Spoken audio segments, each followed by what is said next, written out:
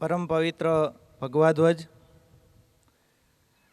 આજના અતિથિ વિશેષ શ્રી મહંત શ્રી બાલગીરી બાપુ, એમના ચરણોમાં વંદન કે આજના દિવસે તેઓ સમય કાઢી અને આપણી વચ્ચે ઉપસ્થિત રહ્યા.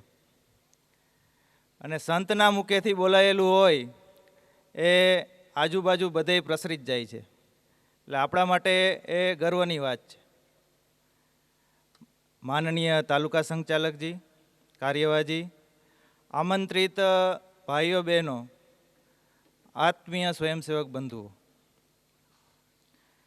તો શરૂઆતમાં જ વાત થઈ કે આપણે વિજયાદશમી ઉત્સવ નિમિત્તે બધા ભેગા થયા છીએ. તો વિજયાદશમી ઉત્સવ આપણે 3 દિવસ પછી ઉજવીએ છીએ. 2 તારીખે વિજયાદશમી હતી, પણ સંઘમાં અનુકૂળતા મુજબ 2-3 દિવસ આગળ પાછળ કરી અને બધા ઉપસ્થિત રહી શકે એ વાર નક્કી કરીને આપણે રવિવારે વિજયાદશમી કાર્યક્રમ રાખ્યો છે. એટલે આજે આપણે સિક્કા તાલુકાનો આ ભવ્ય કાર્યક્રમ કહી શકાય, કારણ કે આની પહેલાં આટલી મોટી સંખ્યામાં સ્વયંસેવક અને જોનાર પહેલાં ક્યારેય હતા નહીં. એટલે આપણા માટે ભવ્ય જ છે. એક શરૂઆત થઈ ગઈ એ પણ ભવ્ય જ છે. આનાથી પણ ભવ્ય અને દિવ્ય બનાવવા માટે આપણે આવનારા વર્ષોમાં પ્રયત્ન કરવાના જ છીએ. વિજયાદશમી આપણે જાણીએ છીએ કે આસુરી શક્તિ પર સૂરી શક્તિનો વિજય, એટલે કે જે રાક્ષસી વૃત્તિ હતા, રાક્ષસો હતા, એના ઉપર દેવોનો વિજય. અંધકારમાંથી પ્રકાશ તરફ જવાની આજની ગતિ, અસત્ય પર સત્યનો વિજય, મહિષાસુર મર્દન ગણીએ, રાવણ વધ ગણીએ. એટલે આ દિવસ આપણા માટે ભવ્ય દિવસ ગણાય છે. હિન્દુ સંસ્કૃતિ માટે, હિન્દુઓ માટે આજનો દિવસ દિવ્ય છે. એટલે આ દિવસે આપણે વિશેષ કાર્યક્રમ કરતા હોઈએ છીએ.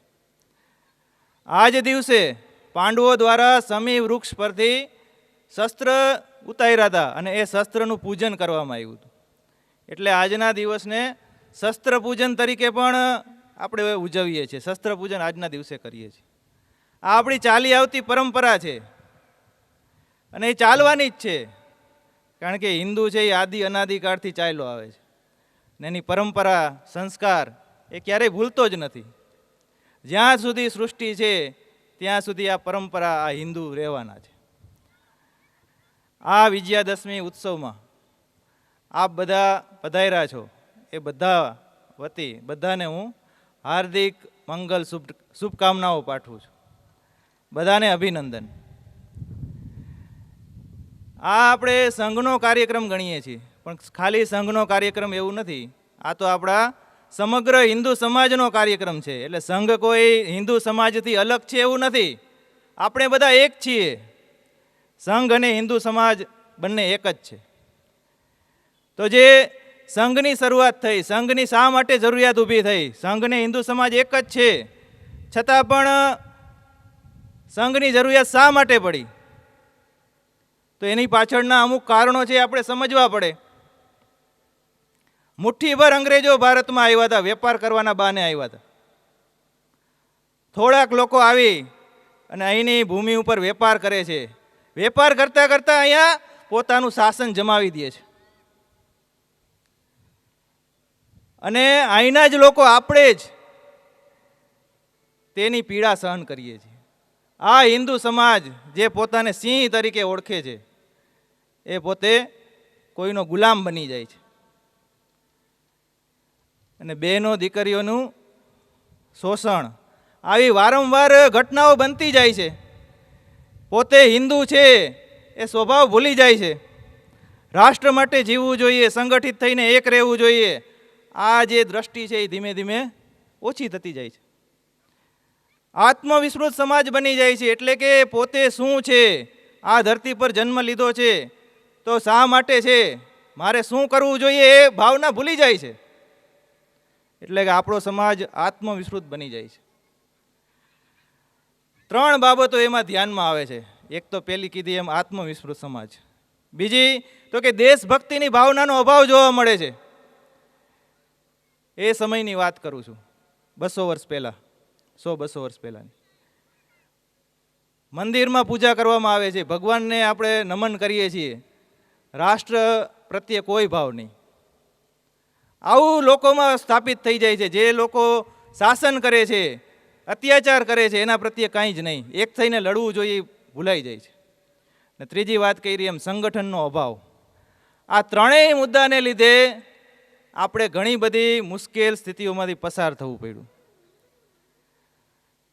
એવું કહેવામાં આવતું કે હિન્દુ સમાજ ભેગો કરવો ને એટલે ત્રાજવામાં તોલવા જેવું કામ, ત્રાજવામાં દેડકા તોલવા જેવું કામ.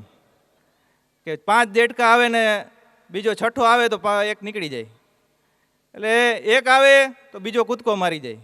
ભેગા ના થાય, કોઈ વિચારે ભેગા ના થાય, એ તું કઈ તારું કર, એ મારે કાંઈ એમાં નથી. આવી ભાવના, આવા વિચાર, એક ગુલામીની માનસિકતા આવી ગઈ હતી કે ગુલામીમાં રહેવું પસંદ, લોકોને આનંદ આવતો હતો, કાંઈ વાંધો નહીં ભલે ગુલામ રહીએ. એક માનસિક ક્ષીણતા, પોતે શું છે એનું માનસિક પોતે ધીમે ધીમે ભૂલી ગયો. એનો એક બનાવ પણ છે, આપણે બધાને ધ્યાનમાં છે, જે જલિયાવાલા બાગનો હત્યાકાંડ થાય છે. એમાં 5 ગુંડાઓ દ્વારા ખાલી આક્રમણ કરવામાં આવે છે અને આપણા હજારો લોકો શહીદ થઈ જાય છે. ત્યારે બંદૂક પણ અડધી કલાકે ફૂટે એવી હતી, છતાં પણ એની સામે લડવા માટે કોઈ તૈયાર નહોતું ને ભાગ દોડમાં હજારો લોકો મરી જાય છે. કોઈને એમ વિચાર ના આવ્યો કે આ 5ને ન્યા પતાવી દે એટલે બાકીના બચી જાય. આ આપણો સમાજ હતો. એટલે આ બધામાંથી એક જ અર્થ નીકળતો હતો કે રાષ્ટ્ર શરીરના રોગો અનેકો, એકમાત્ર ઉપચાર હિન્દુ સંગઠન. અનેક રોગ છે, એનો એક જ ઉપાય બને છે હિન્દુ સંગઠન, આ સિવાય બીજો કોઈ ઉપાય નથી. જો આ બધામાંથી આપણે દૂર થવું હશે, એની કાયમી વ્યવસ્થા ગોઠવવી હશે, ભારતને ફરીથી વિશ્વગુરુ બનાવવું હશે, જે આપણે દિવ્ય અને ભવ્ય સ્વપ્ન લઈને આગળ વધવું હશે, તો હિન્દુ સંગઠન સિવાય બીજો કોઈ વિકલ્પ નહોતો. એટલે જ કાર્યક્રમમાં અહીંયા 2 ફોટા છે, એક ડૉક્ટર સાહેબ, બીજું ગુરુજી. તો મારી બાજુમાં જે ફોટો છે ડૉક્ટર સાહેબ, એ 1925માં નાગપુરમાં મોહિતેવાડાના મેદાનમાં થોડાક નાના નાના બાળકોને લઈ અને સંઘની સ્થાપના કરે છે. એટલે કે હિન્દુ સંગઠન ઊભું કરવા માટે પ્રયત્ન કરે છે. આ 1925માં શરૂઆત થઈ હતી. જ્યારે શરૂઆત થઈ ને ત્યારે એમ કહેવામાં આવતું કે 4 હિન્દુ ક્યારે ભેગા થાય કે જ્યારે 5મો હિન્દુ છે એ ઉપર હોય ને ત્યારે 4 હિન્દુ ભેગા થાય, આવી કહેવત હતી એ સમયની અંદર. બીજું એમ કહેવાતું કે મને ગધેડો કહેશો તો ચાલશે, પણ કોઈ હિન્દુ ના કહેશો. હિન્દુ કહેવામાં પોતે ક્ષોભ અનુભવતા હતા. અને જ્યારે ડૉક્ટર સાહેબે શરૂઆત કરી ને અને સંચલન નીકળ્યું, એટલે થોડીક સંખ્યા હતી, થોડાક સમય પછી આવી રીતે સંચલન નીકળ્યું હતું, ત્યારે બધા ગામ લોકો એમ કહેતા હતા નાગપુરની અંદર કે ડૉક્ટર સાહેબ તો ગાંડા થઈ ગયા છે, કોઈ દી હિન્દુઓનું સંગઠન થાય? આવી સ્થિતિ હતી. એટલે જે શરૂઆતના વર્ષો હતા એમાં ઘણો બધો પરિશ્રમ થયો. ત્યારે આવી કોઈ વ્યવસ્થા નથી, ચાલીને પ્રવાસ થતા હતા. ઘણો બધો સંઘર્ષ કર્યો પ્રચારકોએ, ઘણા બધા સ્વયંસેવકોએ ખૂબ સમયનું દાન આપ્યું. ત્યારે ધીમે ધીમે ધીમે થોડુંક કામ ઊભું થયું. પછી થોડાક વર્ષો પછી જ્યારે બીજો કાલખંડ આપણે જોઈએ તો ત્યારે સંઘ ઉપર અનેક પ્રકારની મુસીબતો આવી. ગાંધી હત્યાનો આરોપ પણ લાગ્યો, સમાજમાંથી ધૃણા પણ આવી, સ્વયંસેવકોના બલિદાન પણ થયા. 1947માં જ્યારે ભારત પાકિસ્તાનના ભાગલા પડ્યા ત્યારે હજારો સ્વયંસેવકોએ પોતાના બલિદાન આપી દીધા. એ સ્થિતિ હતી ભારતની. અને એ સ્થિતિમાંથી ફરીથી પાછો સંઘ ઊભો કરવો એ કાંઈ એટલું સરળ કામ નહોતું. આટલા બધા સ્વયંસેવકોના બલિદાન, આટલા બધી ધૃણા, આટલા બધા તિરસ્કાર, એમ છતાં પણ સ્વયંસેવકોએ જે તપ લઈને બેઠા હતા, કે જે કામ લઈને બેઠા હતા કે ભાઈ હિન્દુ સંગઠન થવું જોઈએ, પરમ વૈભવ ભારત બનવું જોઈએ, એ દિશામાં ભારત આગળ વધવું જોઈએ, આટલું થવા છતાં પણ સ્વયંસેવકોએ, પ્રચારકોએ પોતાનું જીવન છે એ રાષ્ટ્ર માટે સમર્પિત કર્યું. એટલે થોડાક વર્ષો પછી, આમ 50 વર્ષો પછી ફરીથી સમાજમાં એક વિચાર આવ્યો કે ના, આ લોકો તો આપણા જ છે, સરસ મજાનું કામ કરે છે, બરાબર છે, આવું જ કામ થવું જોઈએ, એવું સામેથી સમાજમાં એક સ્વીકૃતિ બનવા માંડી, સ્વીકાર્યતા ઊભી થવા માંડી. સમાજ પોતાને સ્વીકારવા માંડ્યો, પ્રચારકોને ઘરે બોલાવે, આવી રીતે કાર્યક્રમ થાય, સમાજના લોકો જોવા આવે. આવું ત્રીજા કાલખંડમાં એટલે કે 50 થી 75 વર્ષમાં આવું થવા માંડ્યું. અને એ જ કાલખંડમાં વિવિધ ક્ષેત્રની પણ સ્થાપના થઈ. વિશ્વ હિન્દુ પરિષદ કયો, અખિલ ભારતીય વિદ્યાર્થી પરિષદ, આવી અનેક વિવિધ ક્ષેત્રો છે એ જ કાલખંડમાં સ્થાપના થઈ. એટલે સ્વીકાર્યતા ઊભી થતા આગળ જતા સ્વયંસેવકોએ જે કામ, જે મહેનત હતી, જેનો શ્રમ હતો, તપ હતું, એને લઈને જે પછીનો કાલખંડ આવે છે 75 થી 100 વર્ષનો કાલખંડ, એની અંદર શ્રી રામ જન્મભૂમિ આંદોલન કયો, વિવેકાનંદ શિલા સ્મારક કયો, વિશ્વમંગલ ગૌગામ યાત્રા કયો, વિરાટ હિન્દુ સંમેલન કયો, આવું અલગ અલગ આંદોલન કાર્યક્રમથી સમાજને વિશ્વાસ બેઠો કે ના, આ તો આપણે આમાં પણ જોડાવવું જોઈએ, આપણું કામ છે. એટલે સમાજમાંથી એક સહયોગ પ્રાપ્ત થયો. એટલે કે એક જે શરૂઆતમાં જે કામ હતું એ ધીમે ધીમે સમાજનું કામ બનતું ગયું. સ્વયંસેવકો આવી રીતે દરેક તાલુકાઓમાંથી ઊભા થયા. નાગપુરમાં જે કામની શરૂઆત થઈ હતી, આજે આપણે જોઈએ છીએ કે સિક્કા તાલુકામાં પણ એનો ભવ્ય ઉત્સવ છે.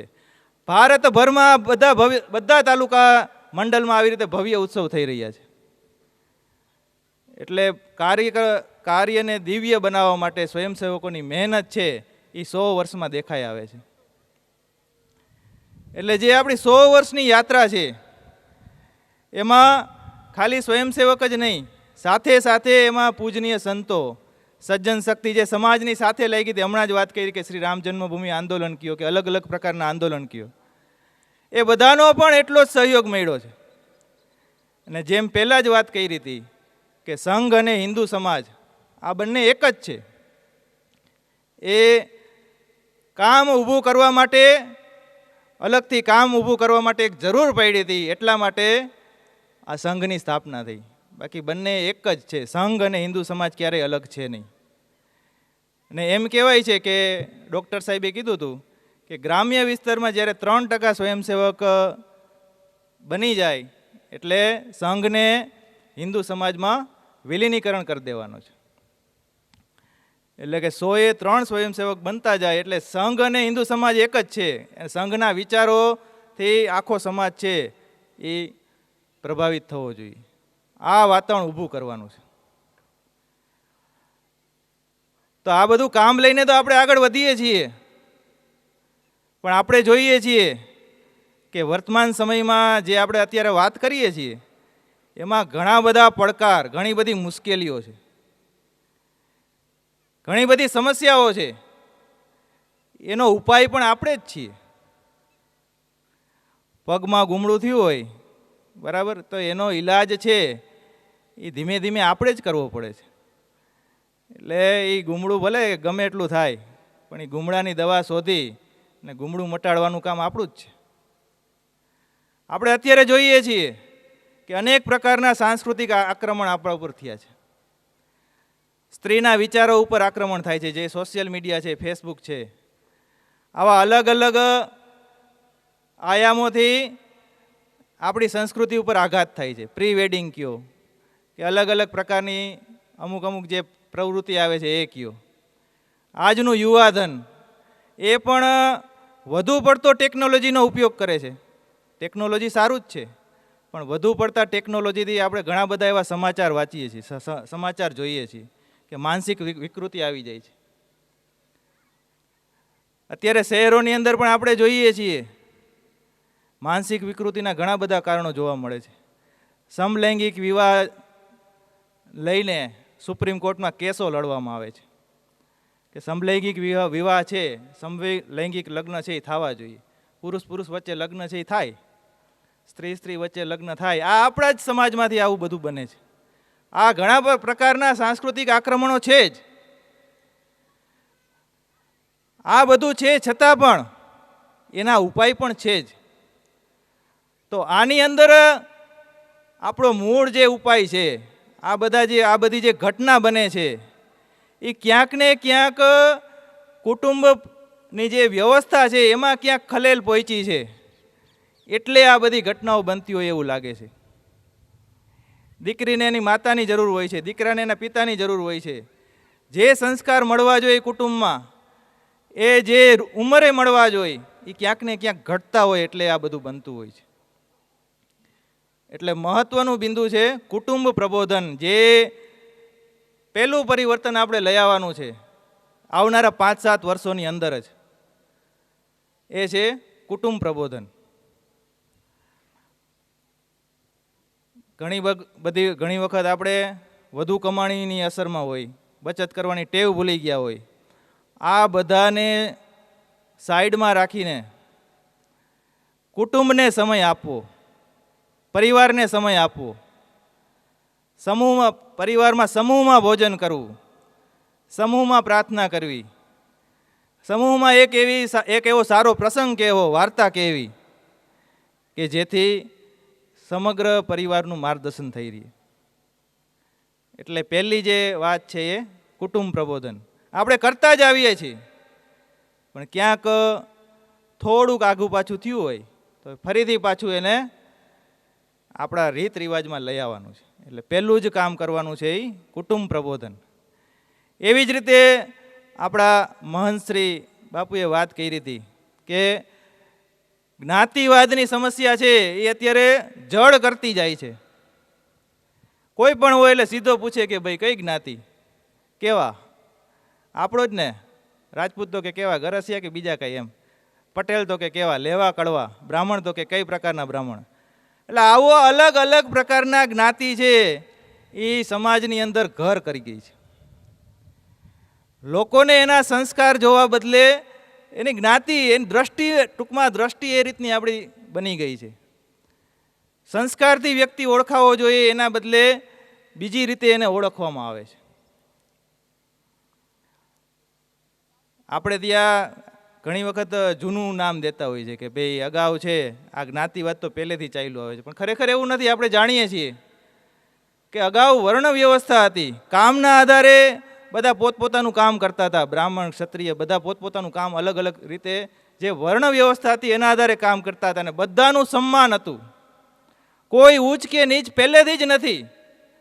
પણ આ મધ્ય જે સમય આવ્યો, અંગ્રેજોનો કાળ કયો, એની પહેલાંનો કાળ કયો, એમાંથી અમુક કુરિવાજો છે, દૂષણો છે, એ ધીમે ધીમે આપણામાં સ્થાપિત કરતા ગયા. એટલે જ્ઞાતિવાદ છે એ આપણી મૂળ સમસ્યા નથી, બરાબર, એ કાળક્રમે આવી છે, આપણામાં ઘર કરી છે. તો એના ઉપાય માટે શું? તો વાત થઈ ગઈ એમ સામાજિક સમરસતા. સમાજની અંદર સમરસયુક્ત વાતાવરણ બનાવવું એ આપણું અગત્યનું કામ છે. બધાને એક દ્રષ્ટિએ જોતા કરવા, એકાત્મ ભાવ લઈ આવો. મંદિરમાં બધાને પ્રવેશ હોવો જોઈએ. પાણી છે એમાં બધાનો હક છે.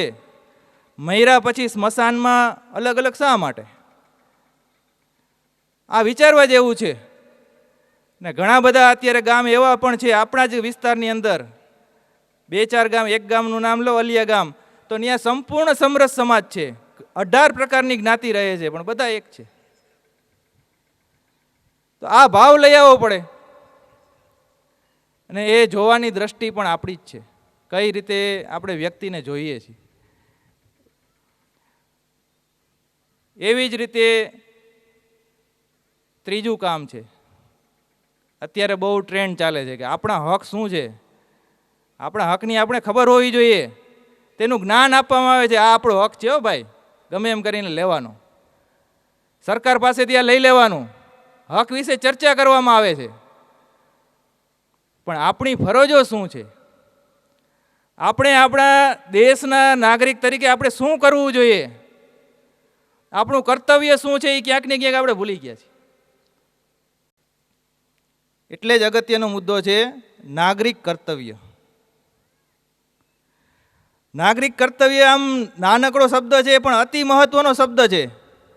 ઘણી વખત આપણે પોતાના હક માટે આંદોલન કરતા હોય છીએ, લડતા હોય છીએ, ત્યારે આપણને એ ભાન નથી રહેતું કે જાહેર મિલકત છે, સુવિધાઓ છે, એનું સંરક્ષણ થવું જોઈએ. આજે પણ બસ સળગાવવાના ઘણી જગ્યાએ કિસ્સા આવે છે, બેરિકેડ તોડી નાખવાના કિસ્સા આવે છે. તો એ શું છે? આપણી જ મિલકત છે ને આપણે જ એને નુકસાન પહોંચાડી છીએ. એક જોવે છે એટલે બીજો એ કરે છે. એટલા માટે નાગરિક કર્તવ્ય અતિ મહત્વનો મુદ્દો છે. નિયમ પાલન થવું જોઈએ. એ શરૂઆત કોણ કરશે? આપણે જ કરશું ને. કે ડાબી બાજુ એ જ વાહન ચલાવવું, છતાં પણ જમણી બાજુએથી આવતા એક્સિડન્ટ થઈ જાય, અકસ્માત થઈ જાય, કોઈનો જીવ ગુમાઈ જાય, તો એનું જવાબદાર કોણ? તો આ નિયમ પાલન કોણ કરશે? આપણે જ કરવાનું છે. એટલા માટે અગત્યનો મુદ્દો છે નાગરિક કર્તવ્ય, જે ત્રીજું પરિવર્તન લઈ આવવાનું છે. આપણે જેમ વાત થઈ હતી એમ કે ઘણી બધી પર્યાવરણમાં સમસ્યાઓ ઊભી થઈ છે, ગ્લોબલ વોર્મિંગની સ્થિતિ ઊભી થઈ છે, વરસાદ છે એ અનિયમિત બની ગયો છે, ગમે ત્યારે વરસાદ આવે છે, વાવાઝોડાના સમાચાર ગમે ત્યારે આવે. પહેલાં તો એવું કહેતા કે ભાઈ 30 વર્ષ પહેલાં વાવાઝોડું આવ્યું હતું, કે 25 વર્ષ પહેલાં વાવાઝોડું આવ્યું હતું, આવા દાખલા આપતા. હવે તો લાગઠ વાવાઝોડું, વર્ષ જાય એટલે પાછું એમ કે વાવાઝોડાના આગાહી છે, સંકેત છે. તો આ શું છે? હિમાલયની અંદર બરફ વર્ષા છે એ ધીમે ધીમે સુકાઈ જાય છે. બરફ વર્ષા નથી થતી ઘણી વખત, જે ઋતુ બરફ વર્ષા થવી જોઈએ ત્યારે. હિમાચલ પ્રદેશમાં ભૂસ્ખલન આપણે જોઈએ છીએ કે ધરતી છે એ પોતાનું રૂપ બદલાવી લે છે, ઘણા બધા લોકો મૃત્યુ પામે છે. આવી ઘટનાઓ વારંવાર બનતી જાય છે. તો આ બધાનું કારણ શું છે? આપણે બધા જાણીએ છીએ કે જે પ્રકૃતિનું આપણે પોષણ કરવાનું છે, જે પર્યાવરણને આપણે આપવાનું છે, એની જગ્યાએ ક્યાંક ને ક્યાંક દોહન તો નથી થઈ રહ્યું ને? કંઈક આપણાથી નુકસાન, ક્ષતિ તો નથી પહોંચાડતી ને? વધુ પડતા વાહનોનો ઉપયોગ, વધુ પડતા ઉદ્યોગોનો ઉપયોગ, આવું બધું તો થાય જ છે. પણ એનો ઉપાય શું કરવું જોઈએ? તો આપણે જાણીએ છીએ કે વધુમાં વધુ વૃક્ષો વાવવા, આ એનો મૂળ ઉપાય છે. જ્યાં પણ જગ્યા મળે ત્યાં વૃક્ષ વાવવા. આ કામ તો નાનું બાળક પણ કરી શકે. હું પ્રાથમિક શાળામાં શિક્ષક છું એટલે કહી શકું કે બાળકને એમ કીધું હોય કે ભાઈ તારે વૃક્ષ ઉછેરવાનું છે, એટલે એ ઉછેરે. પૂછીએ તો એમ કે આ સાહેબ મેં ઉછેર્યું, અવળું મોટું થયું, ગયા વર્ષે વાવ્યું તો આ વખતે અવળું થઈ ગયું.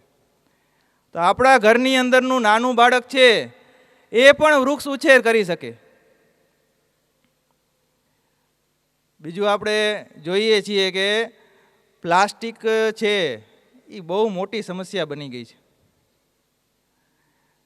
અત્યારે પણ જ્યારે પણ સમુદ્રની સફાઈ કરવામાં આવે ને ત્યારે અઢળક પ્લાસ્ટિક એની અંદરથી નીકળે, અઢળક. ને એમાં સમુદ્ર જીવો છે, સમુદ્રની અંદર રહેતા જીવો છે, એ પણ મૃત્યુ પામ્યા હોય છે. એટલે નાનકડો વિચાર આપણે કરી શકીએ કે પ્લાસ્ટિકની થેલીને બદલે કાપડની થેલી લઈને હું બજારમાં નીકળીશ. આ બાબતમાં હું ક્ષોભ નહીં અનુભવું. પ્લાસ્ટિકનો નહિવત ઉપયોગ.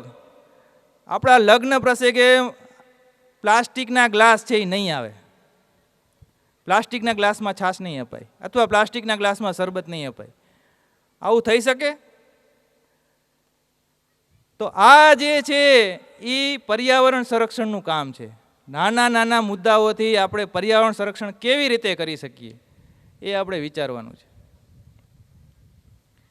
અને જે છેલ્લો જે પરિવર્તન લઈ આવવાની વાત છે, છેલ્લો જે મુદ્દો છે એ છે સ્વની ઓળખ. પોતે શું છે, પહેલાં જ વાત થઈ કે સ્વની ઓળખ. એટલે કે સ્વદેશી. તો સ્વદેશી એટલે ખાલી આપણે સ્વદેશી ચીજ વસ્તુઓ ખરીદવી એટલા પૂરતો મર્યાદિત શબ્દ નથી. સ્વદેશી શબ્દ વિશાળ શબ્દ છે. સ્વદેશી એટલે સ્વભાષા, પોતાની ભાષા પ્રત્યેનું ગૌરવ. મારો બાળક છે એ માતૃભાષામાં ભણવો જોઈએ, ઇંગ્લિશ મીડિયમમાં નથી ભણવાનું. મને ગૌરવ છે એટલે સ્વભાષા. બાપુએ વાત કરી એમ સ્વભૂષા, કે પોતે કયો પોશાક પહેરે છે એ ભારતીય સંસ્કૃતિને શોભે એવો છે, એટલે કે સ્વભૂષા. સ્વભોજન, પોતે જે ભોજન કરે છે એ આપણું જ છે ને, આપણા સંસ્કાર સંસ્કૃતિનું જ ભોજન છે ને, બીજું તો નથી થઈ રહ્યું ને, એ પણ વિચાર કરવાનો છે. પછી જે સ્વભ્રમણ, એટલે આપણે જાણીએ છીએ કે ક્યાં ફરવું જોઈએ. ફરવાનું બધાને હક છે ને, ફરવું જ જોઈએ. આ મનુષ્ય તરીકે જીવ છે એટલે કઈ કઈ જગ્યાએ ફરવું જોઈએ એ પણ એટલું જ અગત્યનું છે. પોતાના જે સાંસ્કૃતિક વારસો છે અત્યારે આ ભૂમિ ઉપર, ત્યાંના આપણે દર્શન કર્યા છે, એટલે સ્વભ્રમણ. અને સ્વરાષ્ટ્ર, આ રાષ્ટ્ર છે એ મારું છે, એના ઉત્કર્ષ માટે હું ગમે તે કરવા માટે તૈયાર છું. જે કંઈ વિચાર હશે એ મારો રાષ્ટ્રને લઈને હશે. રાષ્ટ્ર હિત માટે 100% મતદાન માટે હું 1 કલાક લાઈનમાં પણ ઊભો રહીશ. મારા દેશનું મતદાન 100% થવું જોઈએ. 1 કલાક લાઈનમાં પણ ઊભું રહેવું પડે, કાંઈ વાંધો નહીં. આ આપણા સંસ્કાર છે. આ જે 5 પરિવર્તનની વાત કરી, એ 5 પરિવર્તન આવનારા 5-7 વર્ષમાં આપણે બધાએ મહેનત કરી અને આપણા બધા દ્વારા લઈ આવવાના છે. આ ખાલી સ્વયંસેવક એકનું કામ નથી, આ સમગ્ર હિન્દુ સમાજનું કામ છે. અને કામ કોણ કરે? આપણે બધા જાણીએ છીએ કે જે સજ્જન લોકો છે એ કામ કરે. જેને કહેવાય કે ભાઈ આ કામ છે ને એ કરવું જોઈએ, આમાં દેશનું ભલું છે, લોકોનું ભલું છે, જીવનું ભલું છે. એ જે સમજે અને એ સમજીને કરે એ સજ્જન. તો એ સજ્જન શક્તિ આગળ આવી જોઈએ, ત્યારે જે આપણે પરિણામ લેવા માગીએ છીએ એ પરિણામ છે એ આવી શકશે.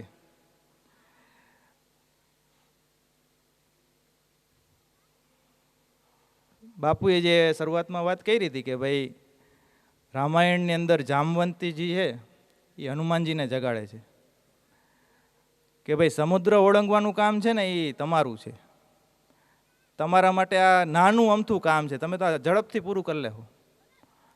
આવું એને હનુમાનજીને કહેવું પડે છે.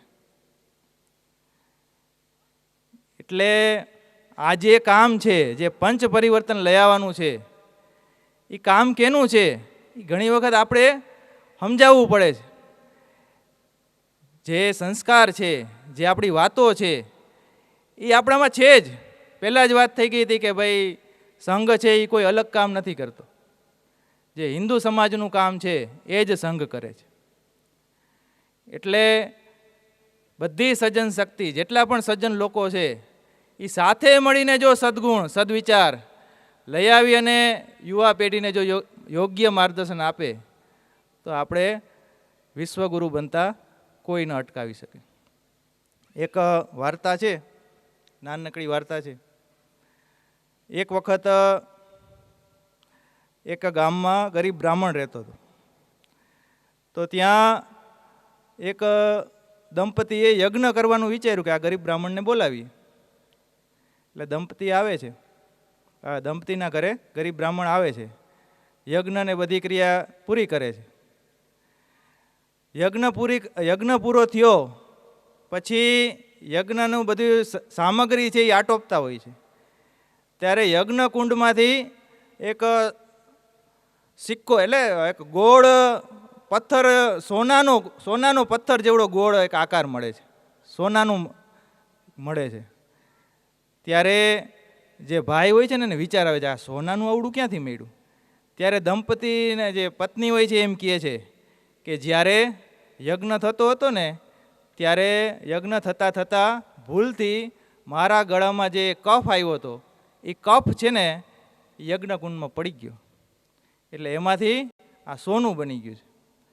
ત્યારે જે પતિ એમ કહે છે કે આને ઘરમાં ના રખાય, આ લક્ષ્મી નથી, આ રાક્ષસી માયા છે, આ ઘરની અંદર ના જોઈ. ત્યારે પત્ની એમ કહે છે એ બરાબર જ છે, રાક્ષસી માયા નથી, લક્ષ્મી જ છે. ને છેલ્લે આયલું કેનું? પત્નીનું હાલે, એટલે પછી રાખી લીધી. અને ફરીથી પાછો યજ્ઞ કરાવે છે અને વારંવાર આવું કરે છે. પાછું યજ્ઞ કરીને આવી રીતે એની અંદર ગળફા નાખે છે, એટલે વરી પાછા સોનાના એવા પથ્થર બની જાય છે. અને આ વખતે અઢળક પથ્થર બની જાય છે. એટલે એક સરસ મજાનું નવું મકાન બની જાય છે, સરસ મજાની ગાડીઓ, સરસ મજાનું બધું વાતાવરણ બની જાય છે ઘરનું. આ વાત છે એ ધીમે ધીમે આખા ગામમાં પ્રસરે છે. બધા યજ્ઞ કરાવે છે, બધાના ઘરમાં યજ્ઞ થાય છે અને ધીમે ધીમે આખું ગામ છે એ સદ્ધર થઈ જાય છે. વાહ વાહ, આવું જ જીવન જીવવાનું. ગરીબ બ્રાહ્મણ છે એ દુઃખી થાય છે કે આખા ગામે આવી રીતે એક રાક્ષસી માયા છે એ પોતાના ઘરમાં ભેગી કરી લીધી છે. એટલે બ્રાહ્મણની પત્ની છે એ એને કહે છે કે ભાઈ આપણે પણ યજ્ઞ કરાવવો છે, જો તમારે યજ્ઞ ના કરાવવો હોય તો આપણે આ ગામ મૂકી દેવું છે, તમારે બેમાંથી એક કરવું જોઈએ, કે આ યજ્ઞ કરાવવો જોશે અથવા ગામ મૂકી દેવું જોશે. ત્યારે બ્રાહ્મણ એમ કહે છે કે ભાઈ તે બીજું કીધું એ બરાબર છે, હવે આપણે મારે આ ગામમાં નથી રહેવું, મારે આ ગામ મૂકી દેવું છે. એટલે ગામ મૂકીને જતો હોય છે. એટલે રાતનો સમય હોય છે, દિવસના તો બ્રાહ્મણને કોઈ ગામ મૂકવા ના દે. એટલે રાતના સમયમાં આમ જતો હોય છે, ટેકરી ઉપર ચડે છે. ત્યારે જે બ્રાહ્મણની પત્ની છે એ આમ એક વખત એને ઈચ્છા થાય છે કે હું છેલ્લી વખત મારા ગામ તરફ જોઈ લઉં. એટલે પોતાના ગામ તરફ જોવા માટે દ્રષ્ટિ કરે છે, તો આખું ગામ છે એ ભડકે વળતું હોય છે, ચારે બાજુ સત્યાનાશ દેખાય છે. ત્યારે એની પત્ની છે આશ્ચર્યથી કહે છે ઓય બાપા, આમ પોકારી જાય છે અને જુઓ તો ખરા, આ બાજુ જુઓ તો ખરા, શું થઈ રહ્યું છે, આવું કહે છે. ત્યારે જે બ્રાહ્મણ હોય છે એ કહે છે મારે કાંઈ જોવું નથી, મને ખબર જ છે કે શું થયું છે. એટલે એને અગાઉથી જ ખબર હતી કે હું આ ગામ મૂકીશ એટલે શું થશે. કારણ કે જ્યાં પાપ ભરેલું છે એનો અંત છે એક સમય નિશ્ચિત જ છે. એ આપણા સંસ્કાર, આપણે સંસ્કૃતિમાં છે જ. પણ એ બ્રાહ્મણે ગામ મૂક્યું હતું, એ બ્રાહ્મણે ગામ મૂકી દીધું હતું એટલે એ ગામનો નાશ થયો. જો એ બ્રાહ્મણની જગ્યાએ આપણે હોય, હવે એ કલ્પના કરવાની, તો એ ગામ નથી મૂકવાનું, હિન્દુ સંસ્કૃતિનો, હિન્દુ ગામનો નાશ નથી થવા દેવાનો, એના વિચારોને પુનઃ જાગૃત કરવાના છે. આ આપણું કામ છે. એટલે ગમે એવી સ્થિતિ હોય છતાં પણ સમાજની વચ્ચે રહી અને સમાજની જે અમુક પ્રકારની જે વ્યથાઓ છે એને દૂર કરવા માટે આપણે આગળ આવવું પડશે. ગામની અંદર 5 જ સજ્જન કેમ નથી રહેતા? ઘણી વખત એમ પણ બને કે ભાઈ તમે આ રસ્તે ચાલો છો, હસી મજાક ઉડાડવાવાળા હોય જ છે, છતાં પણ મક્કમ મને એક દિશામાં 5-7 વર્ષો સુધી આપણે આ દિશામાં કામ કરવાનું છે. આપણે ખબર છે કે અત્યારે સમગ્ર સિક્કાનો સમાજ ભેગો નથી થયો. અમુક ગામના અમુક લોકો વધીને 8-10 ગામના ભેગા થયા છે. છતાં પણ આ સિક્કા તાલુકાનો બધાનો વિષય કેમ બને એના માટે આપણે વિચાર કરવાનો છે. આ બધા કરી શકે.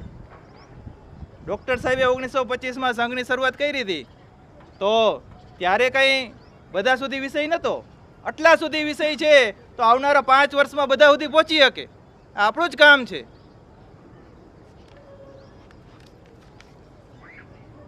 આ બધું કર્યા પછી એક આટલું બધું લઈ આવ્યા પછી આપણું કામ શું? આપણે બધું જાણીએ છીએ કે આના પછી ભારત છે એ પરમ વૈભવ શિખરે પ્રસ્થાપિત કરવાનો છે. સંઘ અને હિન્દુ સમાજ બંને એક કરવાના છે. વિશ્વગુરુ ભારત બનાવવાનો છે. તો ભારત વિશ્વગુરુ બન્યા પછી ભારત ક્યારેય પોતાનું એકલું નથી વિચાર્યું. ભારત છે એ સમગ્ર વિશ્વના કલ્યાણ માટે વિચારે છે. એટલે જ આપણામાં કહેવામાં આવે છે કે વસુધૈવ કુટુંબકમ. સમગ્ર વિશ્વ છે એ મારો પરિવાર છે. સમગ્ર વિશ્વનું કલ્યાણ થવું જોઈએ. તો વસુધૈવ કુટુંબકમમાં માનનારો આપણો સમાજ છે. તો એનું એક ઉદાહરણ પણ છે કે હમણાં જે કોરોના સમય હતો, કોરોના કાળ હતો, ત્યારે જે ભારતે જે વેક્સિન બનાવી હતી એ દુનિયાના જેટલા પણ જરૂરિયાતમંદ લોકો હતા, જરૂરિયાતમંદ દેશ હતા કે જ્યાં વેક્સિન નથી બની, એને પણ ભારતે પહોંચાડી છે. એટલે એ આપણા સંસ્કારનું જ કારણ છે. ને જ્યાં જ્યાં પણ આપણા સંતો સજ્જન લોકો જ્યાં જ્યાં જાય છે, એટલે વિદેશમાં પણ જેટલી જગ્યાએ જાય છે એ બધી જગ્યાએ એને યોગ્ય માર્ગદર્શન આપે છે. કંબોડિયાની અંદર પણ એને લોકોને જીવતા શીખવાડ્યું છે. એટલે કે હિન્દુ છે એ એક જીવન જીવવાની પદ્ધતિ છે. કઈ રીતે જીવન જીવવું જોઈએ, જે શરૂઆતમાં 5 બિંદુની વાત કરી, એ 5 બિંદુ સક્ષમ બનાવીને કઈ રીતે વિશ્વને કહેવું જોઈએ કે ભાઈ સાચી જીવન જીવવાની પદ્ધતિ છે એ આ છે. એટલે હિન્દુ કોઈ ધર્મ પૂરતો મર્યાદિત શબ્દ નથી, સમગ્ર વિશ્વને લાગુ પડતો શબ્દ છે. એટલે હિન્દુ છે એ જીવન જીવવાની પદ્ધતિ છે, કોઈ એક સામાન્ય ધર્મ નથી. આપણામાં એમ કહેવાય છે કે જો કમાએગા વો સબકો ખિલાએગા. આ આપણો સંસ્કાર છે. જ્યારે વિદેશી કલ્ચર કેવું છે કે જો કમાએગા વો ખાએગા, વો પોતાનું કરશે. પણ આપણું આ કામ નથી. જો કમાएगा वो सबको खिलाएगा, कोई भूखा नहीं सोना चाहिए. ये हमारा संस्कार है.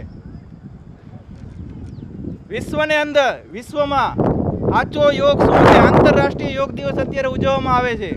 યોગના દર્શન કરાવ્યા એ ભારત છે. યોગ આપણો આદિ અનાદિ કાળતો ચાલી આવતો આ એક સંસ્કાર છે. એ સમગ્ર વિશ્વને એક માર્ગદર્શન પૂરું પાડ્યું. એટલે આપણા પૂરતું મર્યાદિત નથી, સમગ્ર વિશ્વનું કલ્યાણ છે આપણે ઈચ્છીએ છીએ. ફિનલેન્ડની અંદર હાલમાં ભારતીય શિક્ષણ આપવામાં આવે છે. ભારતીય શિક્ષણ પ્રણાલીને સ્વીકાર્યું છે. ગુરુકુળ પરંપરા મુજબ શિક્ષણ આપવાની શરૂઆત કરવામાં આવી છે. તો એ આપણા જ સંસ્કાર છે. અને વિશ્વગુરુ ભારત એટલે ખાલી માત્ર જીડીપી નથી કે ખાલી આર્થિક રીતે વિકાસ થવો જોઈએ, એ આપણો મર્યાદિત શબ્દ નથી. આપણે જે વાત કરી એમ એક શક્તિ સંપન્ન ભારત ઊભું થવું જોઈએ. હમણાં જ ઓપરેશન સિંદૂર વખતે સમગ્ર ભારત એક થઈ ગયું હતું. શરૂઆતમાં પણ ગીત આવ્યું, જગાના દેશ એ અપના, જગાના દેશ એ અપના. એટલે દેશ તો હવે જાગી જ ગયો છે. સમગ્ર હિન્દુ સમાજ, સમગ્ર દેશ એક થયો હતો કે ભાઈ આ દુશ્મનો વિરુદ્ધ કાર્યવાહી થવી જોઈએ. અને કાર્યવાહી થઈ, પણ એ આપણી જ તાકાત હતી એટલે જ આવી સરસ કાર્યવાહી થઈ શકી. કારણ કે પ્રજાનું બળ છે. જો એ સારા કામમાં યોગ્ય દિશામાં જતું હોય તો એને સફળ થવું જ પડે. એટલે જે સૈનિકોની મહેનત છે એના કરતાં પણ વધારે મહેનત, એટલે આપણી પણ એટલી જ મહેનત છે. સૈનિકોની મહેનત છે જ, પણ સાથે સાથે સમાજને જાગૃત કરવા માટે આપણી પણ એટલી જ મહેનત છે. વિશ્વને સુખી થવું હોય છે, વિશ્વ કલ્યાણ થવું હોય છે, તો ભારતનું આગળ આવવું એ ખૂબ આવશ્યક છે. આપણે વર્તમાનમાં જાણીએ છીએ કે વિશ્વમાં કેટલી કેટલી સમસ્યાઓ આવે છે. નાના નાના યુદ્ધથી લઈને મોટા યુદ્ધ, આ બધાનું નિવારણ ભારત છે. એટલે જેટલી ઝડપથી આપણો વિકાસ થશે, જેટલી ઝડપથી આપણું જે જીવન છે એ વ્યવહાર દ્વારા, આચરણ દ્વારા ધ્યાનમાં આવશે, ત્યારે ભારતને વિશ્વગુરુ બનતા કોઈ નહીં રોકી શકે. એટલે આ બધા વિષય છે એ આચરણના વિષય છે. ખાલી વાતો કરવાની નથી, આચરણમાં લઈ આવવાનું અને એ પ્રમાણે દિશા દર્શન કરવાનું કામ છે. ને આ કામ છે એ સામે બેઠા સ્વયંસેવકોનું તો છે જ, પણ મુખ્ય કામ છે એ માતૃશક્તિ આપણા બહેનો પરિવારનું છે. પરિવારના બહેનો સક્ષમ હશે તો આપણે ખબર જ છે કે દીકરી છે એ 2 કુળ તાળે. એટલે પરિવારના બહેનો જો સક્ષમ હશે, આપણી માતૃશક્તિ જાગૃત હશે, ને આજનો દિવસ પણ માતૃશક્તિનો જ છે, તો આપણે જે પરિવર્તન લઈ આવવા માગીએ છીએ એ કોઈ બાધારૂપ બની શકશે નહીં. એટલે આજના દિવસે બધાને મંગલ શુભકામના આપી મારું વક્તવ્ય પૂર્ણ કરું છું. ભારત માતા કી જય.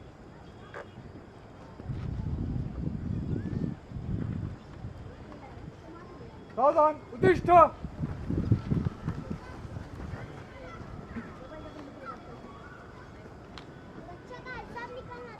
हाँ रमो